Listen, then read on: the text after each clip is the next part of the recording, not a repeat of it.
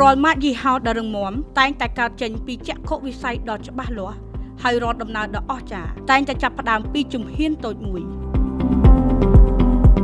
នៅឆ្នាំ2000វីរៈប៊ុនថាំបានចាប់ផ្ដើមដំណើររបស់ខ្លួនដោយមានបេសកកម្មតែមួយគត់គឺការតភ្ជាប់អតិថិជនរបស់ខ្លួនទៅកាន់គោលដៅធ្វើដំណើរនានាប្រកបដោយសុវត្ថិភាពទំនុកចិត្តពិសេសផ្ដល់ជូននូវសេវាកម្មប្រកបដោយគុណភាព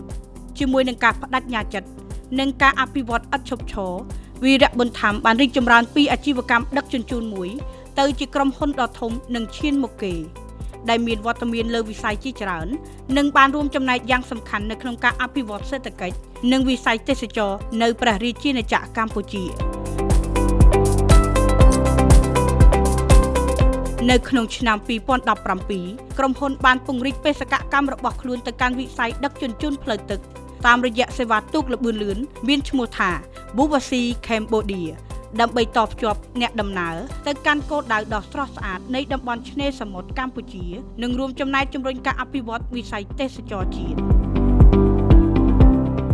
ជាច្រើនឆ្នាំកន្លងមកនេះរាល់ការធ្វើដំណើរជាមួយនឹង Buvasi Cambodia មិនមែនគ្រាន់តែជាការនាំអ្នកដំណើរឆ្លងកាត់ផ្ទៃសមុទ្រប៉ុណ្ណោះទេប៉ុន្តែជាការនាំអតិថិជនរបស់ខ្លួនទៅកាន់បទពិសោធន៍ថ្មីៗបង្កើតអនុស្សាវរីយ៍ដ៏មានតម្លៃ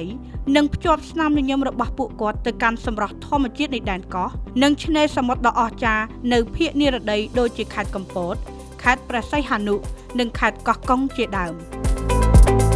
ថ្ងៃនេះដំណើរដ៏អស្ចារ្យលើផ្ទៃសមុទ្រដ៏ស្រស់ស្អាតរបស់ Buvasi Cambodia បានឈានចូលជំពូកថ្មីមួយផ្សេងទៀតដើម្បីស្របតាមចក្ខុវិស័យនិងទិសដៅអភិវឌ្ឍរបស់ថ្នាក់ដឹកនាំក៏ដូចជាការបង្រួបបង្រួមអត្តសញ្ញាណឲ្យកាន់តែរឹងមាំពី Buvasi Cambodia វិវត្តផ្លូវការមកជាវីរៈប៊ុនថាំ Speed Ferry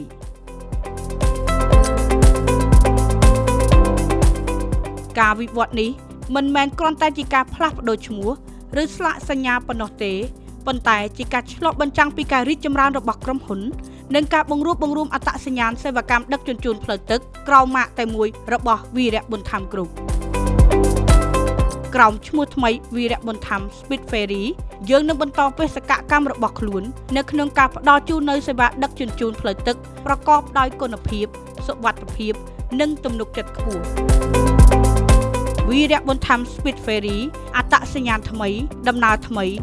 និងស្ថិតស្ថេរជានិច្ច